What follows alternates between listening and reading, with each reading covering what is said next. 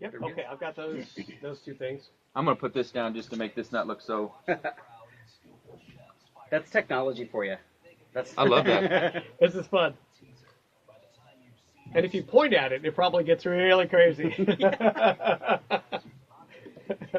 Hopefully it doesn't make me look bald. Hopefully not. Wait a minute, let me go ahead and share mine. What's this called? That is the 360 Fly 4K camera. That's one of the things I use with Silverhawk. I'll bring it back in. I can mention that too. Yeah, I think we'll just actually talk about it first.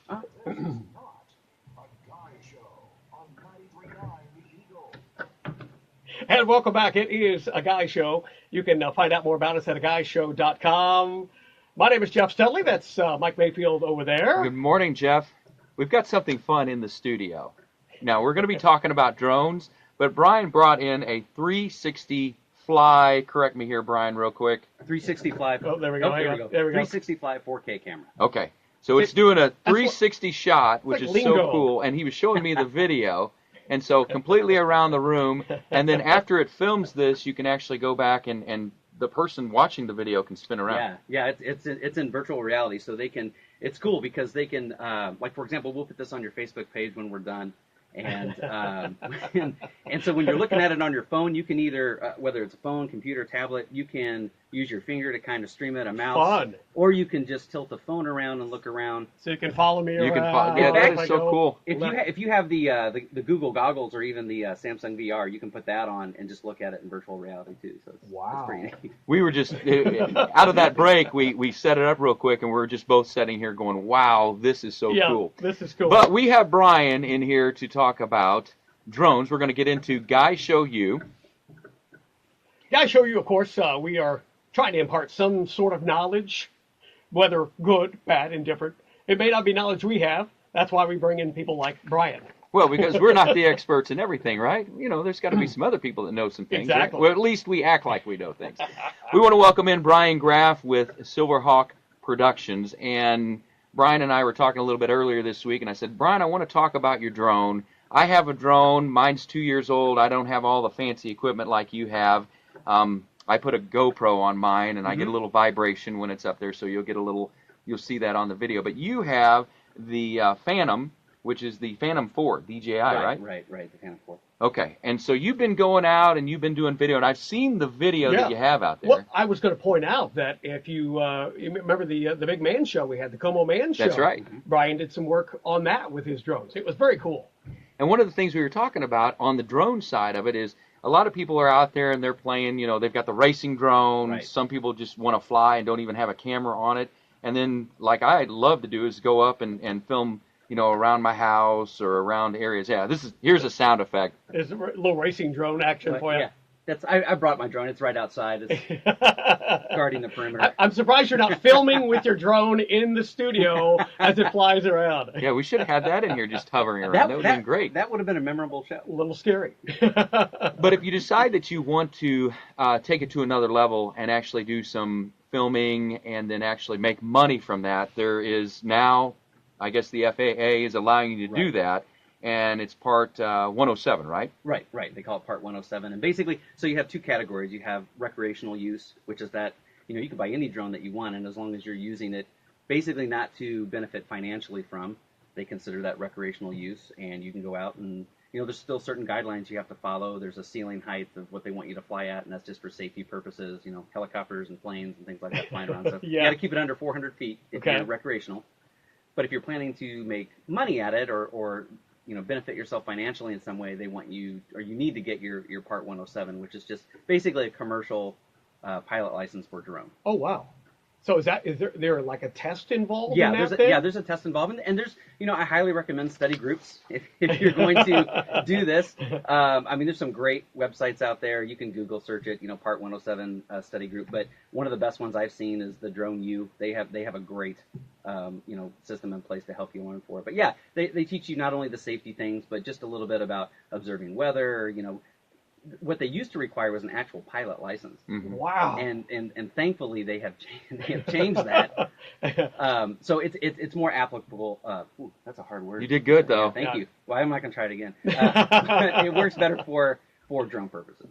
Well, if you're out there, and that's the thing that kind of scares me, is anybody can buy one. You Right. know, you can buy it and fly these things around. And one of the things you need to think about is safety. Absolutely. What about flying over crowds or like a crowd? Like I've seen them when I've been down to the MU games. Sure.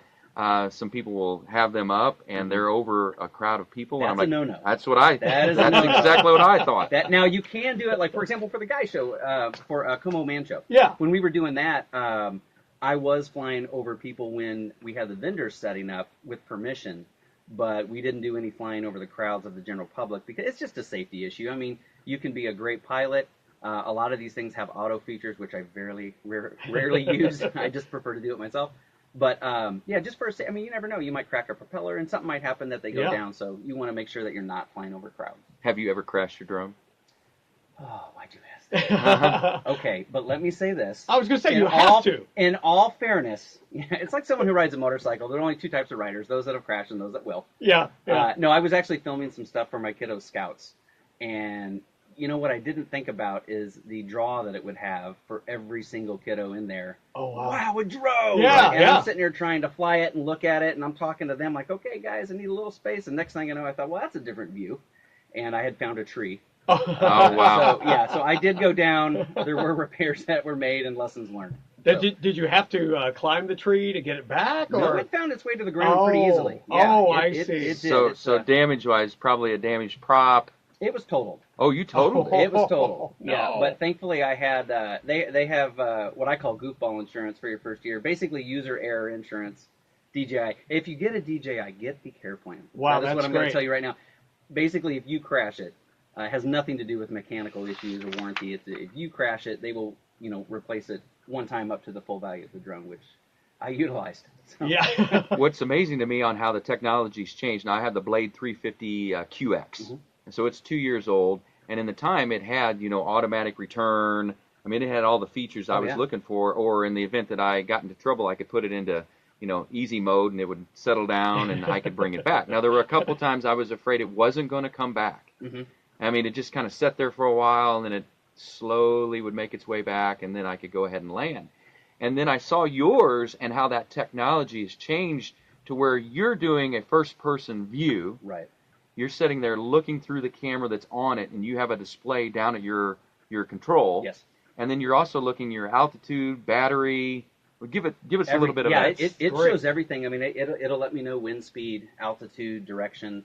I highly recommend, whether you're flying recreationally, professionally, calibrate your compass. If you have a GPS type drone, calibrate your compass every time before you fly. And you need to make sure you're doing that away from things with a strong electrical signal or large metal. For example, the radio tower here, bad idea to calibrate your compass right next to that. But yeah, and what that does, it just centers everything for the drone, and you need to make sure you always have the minimum recommended satellites. Usually it's 6 to 7 for both the controller and the drone. But what that does is it prevents what they call toilet bowling. If you get your drone up in the air and you're not touching the sticks, and you see it start to do that swirl motion like it's in the toilet bowl, go ahead and land it, because it's going to go for a ride that you're not in control of. So, but that'll help prevent those flyaways. A lot of its data is coming from GPS satellites, right? I mean, that's how it is pinpointing where it's at. Yeah.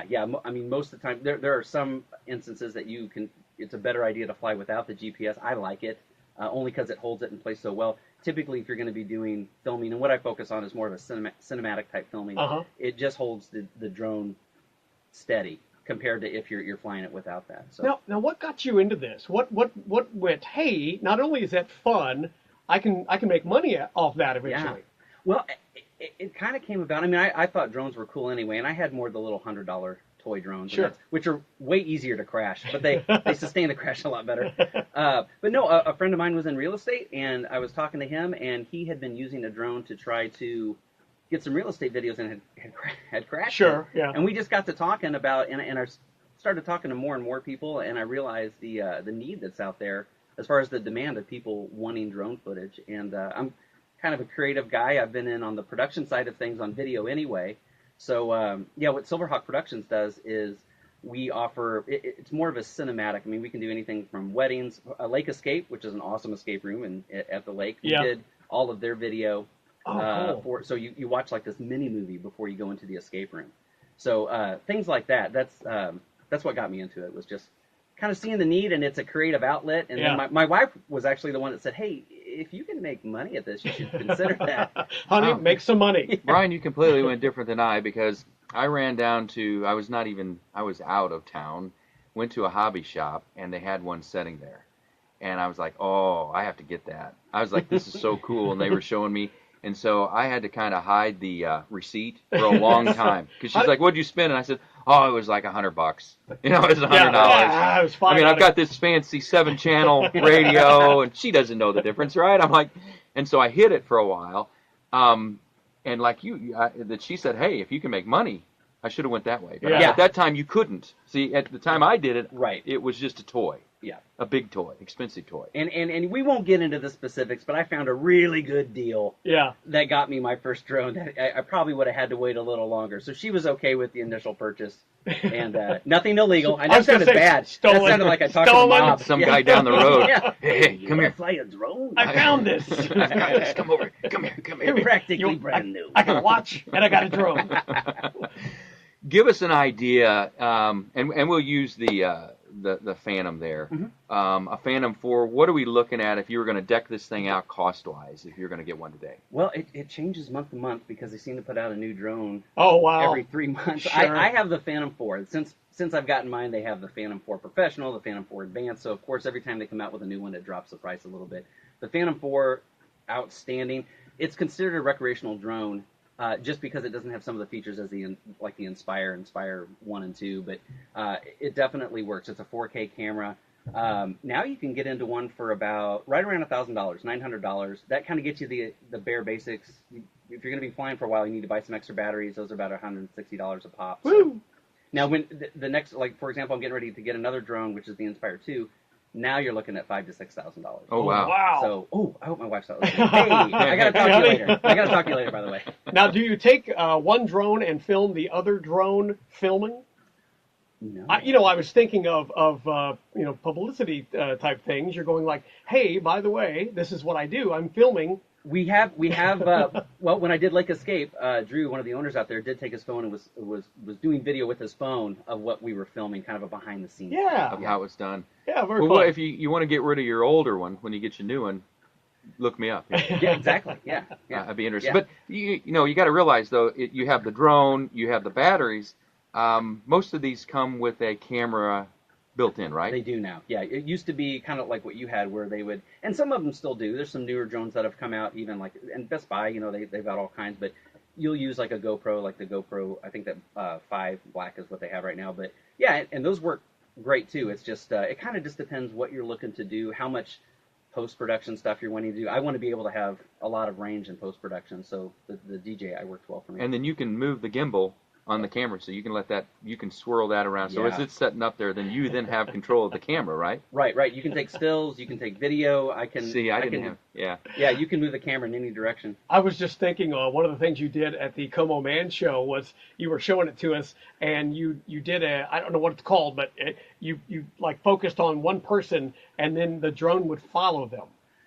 There's some pretty cool features on it. Yeah, that's the follow me feature, and basically on my screen I'll tap you, you'll light up in green, and it'll follow you everywhere, and it's crazy because it can pick you out of a crowd. I mean, once it highlights you, it'll follow you around. But there's a lot of neat auto features that it has like that. So if you're running or doing a bike thing, or you want to follow somebody, you could just sit there and it would just recognize. Is it face recognition or what is it? No, it's just the basic shape. So for example, I tried it on my wife. It's gonna sound bad, but she was driving away, and I was curious if it would follow her car, and it'll go about 50 miles an hour. Wow! So it has a 3-mile range. Although I recommend per FAA that you only fly within line of sight. There you go. Yeah, you're not supposed to let it get out of your. That being said, it followed her great. But I was just curious if it could do it, and it did it great.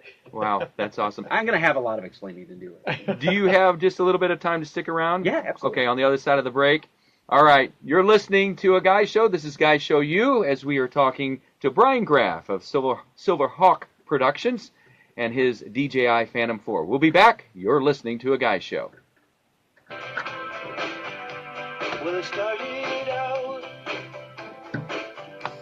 down a dirty road. Started out all alone. Oh, okay. That's what I said. And that, I'm just going to leave that. Tell me, is that cool? Is that? Do you want to stop doing another one? Just I can stop. Yeah, I can stop. and then with we'll you do too. two. Yeah, absolutely. I was just thinking if it's a big file, that's Good awesome. point. Fun.